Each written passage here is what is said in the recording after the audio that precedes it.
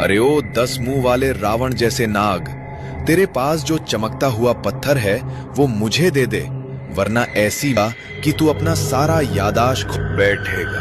तभी अचानक शेषनाग भड़क उठता है और तांत्रिक मूसा के ऊपर प्रहार करता है, लेकिन तांत्रिक मूसा उस प्रहार से बच निकलता है। ओह, तो लगता है तुझे सबक सिखाना ही पड़ेगा। तभी तांत्रिक मूसा आग का गोला नाग के ऊपर प्रहार करता है और अचानक वो आग का गोला नाग को छूकर गायब हो जाता है, जैसे कि नाग को कुछ हुआ ही ना हो। ये दृश्य देख तांत्रिक मूसा हैरान हो जाता है। अरे ये कैसी माया है, नाग को तो कुछ हुआ ही नहीं। मुझे लगता है अब मुझे अपनी तंत्र मंत्र विद्या का प्रयोग करना होगा। चुड़ैल प्रकट होती है। हे चुड़ैल शक्ति, तुम इस नाग के अंदर प्रवेश करके इसकी सारी शक्तियों को निष्क्रिय करके इसे अपने बस में ले लो। तभी वो चुड़ैल नाग के अंदर प्रवेश करती है और उसकी शक्ति को पूरी तरह अपने बस में कर लेती है। इसके बाद नाग कमजोर होकर जमीन में गिर जाता है और जैसे ही नाग नीचे जमीन में गिरता है, उसी वक्त अब्बू जल्दी से दौड़कर उस चमकते हुए पत्थर को उठा लेता है। बहुत खूब अब्बू, आज मैं तुम्हें बहुत सारा मीठा केला खाने को दूंगा।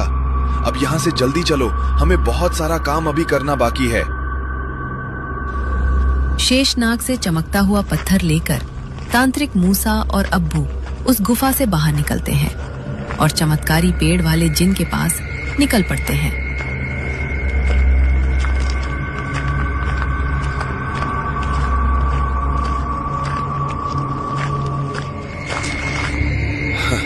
चमत्कारी पेड़ के चमत्कारी जिन, जैसा तुमने कहा था, हमने वो चमकीला पत्थर को अपने साथ ले आए हैं।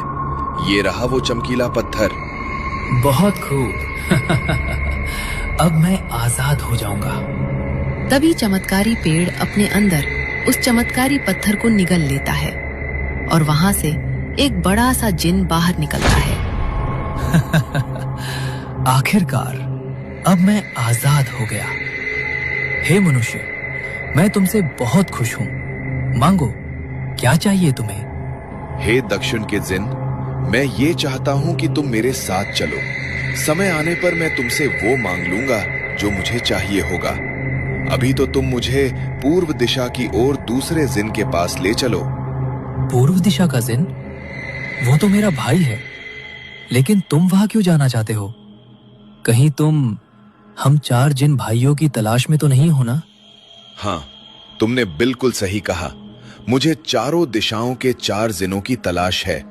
समय आने पर तुम्हें उसका जवाब जरूर मिल जाएगा। ठीक है, तुम लोग मेरे पीठ के ऊपर बैठ जाओ। मैं तुम्हें हवा की गति से वहां तक जल्दी पहुंचा दूंगा। तभी दक्षिण जिन के पीठ के ऊपर तांत्रिक मूसा और अब्बू बंदर अच्छी तरह बैठ जाते हैं और दक्षिण का जिन उसे हवा में उड़ाकर पूर्व दिशा की ओर आसमान से उड़ा ले जाता है।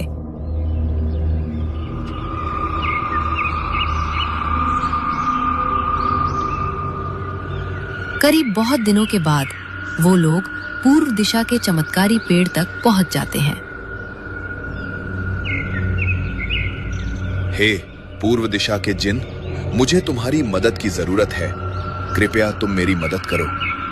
मैं तुम्हारी मदद तभी कर पाऊंगा जब तुम मुझे इस पेड़ से आजाद कराओगे। अच्छा तो ठीक है, बताओ मुझे तुम्हें इस चमत्कारी पेड़ से आजाद करने के लिए क्या करना होगा? ठीक है, तो मेरी बात को ध्यान से सुनो। यहां से कुछ दूर तुम्हें एक तालाब मिलेगा जहां पर बहुत सारे मगरमच्छ तुम्हें दिखाई देंगे, लेकिन तुम्हें लाल आंखों वाली मगरमच्छ को ढूंढकर मारना होगा। उसके मरने के बाद तुरंत तुम्हें उस जगह पर एक फूल मिलेगा।